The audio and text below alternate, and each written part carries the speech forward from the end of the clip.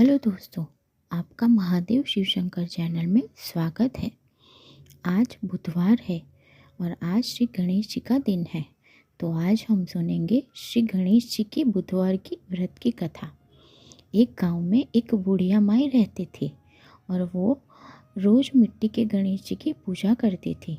लेकिन वो रोज़ गणेश जी की प्रतिमा बनाए और वो रोज़ ही गल जाए।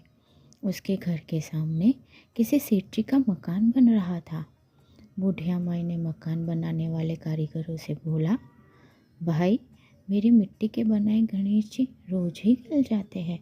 आप मुझे पूजा के लिए पत्थर से एक गणेश जी बनवा दो, आपकी बड़ी कृपा होगी। मकान बनाने वाला कारीगर बोला, माई, जितनी देर में हम तुम्हारे लिए गणेश जी बनवाएंगे उतनी देर में हम दीवार पूरी कर लेंगे। बुढ़िया ने ये बात सुनकर दुखी मन से घर वापस आ गई।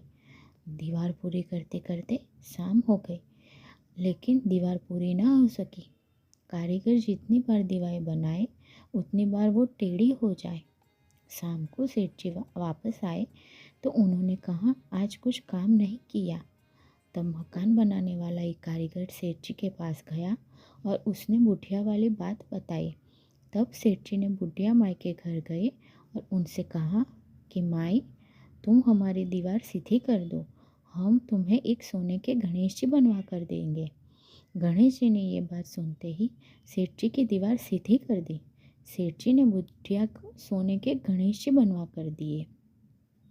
जैसे कि विनायक जी महाराज, जैसे आपने सेठ जी की दीवार सीधी करी वैसे ही हम सभी हमारे कार्य सीधे करना। जय श्री गणेश, जय महादेव।